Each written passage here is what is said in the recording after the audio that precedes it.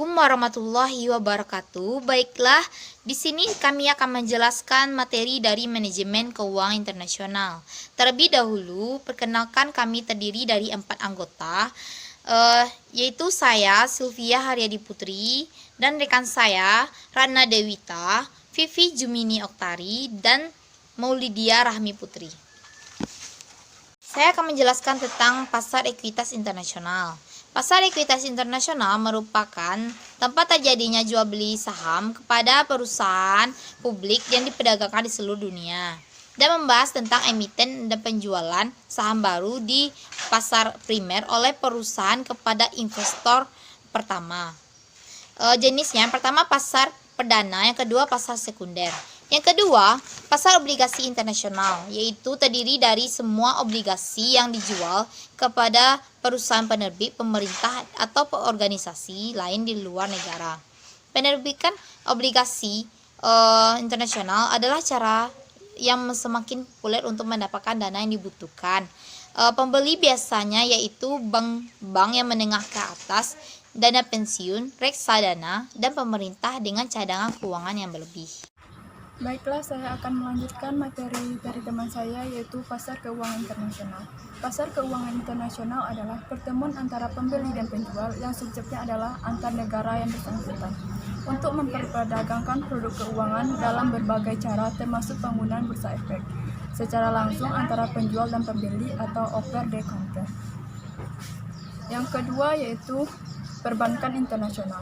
Perbankan internasional adalah sebuah kesepakatan dan pengaturan untuk melakukan transaksi jasa keuangan yang dilakukan oleh bank di suatu negara dengan bank yang ada di negara lain. Yang ketiga yaitu apakah penting bagi perusahaan multinasional atau MNC memahami pasar ekuitas internasional, pasar obligasi internasional, pasar keuangan internasional, dan perbankan internasional. Menurut saya penting karena perusahaan multinasional atau MNC sangat besar dalam mendorong ekonomi di negara.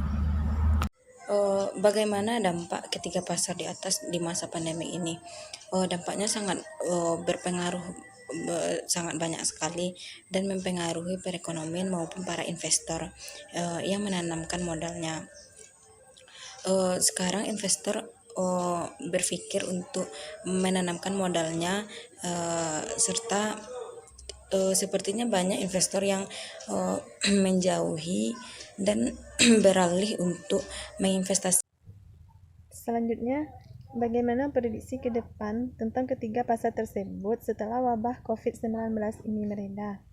Yang pertama, pasar ekuitas internasional. Prediksi ke depannya yaitu pasar keuangan internasional ini akan mengalami penurunan drastis, yang mana akibat dari COVID-19 ini banyak sekali merugikan banyak orang. Yang kedua, pasar obligasi internasional. Karena adanya ketidakpastian atas dampak ekonomi dari krisis COVID-19 ini, salah satunya pelaku bisnis dan konsumen cenderung mengurangi pengeluaran dalam kondisi ketidakpastian ini. Yang kedua, pasar keuangan dan perbankan internasional. Perbankan akan ketat dalam mengucurkan kredit sehingga perusahaan menjadi lebih sulit mendapatkan pendanaan.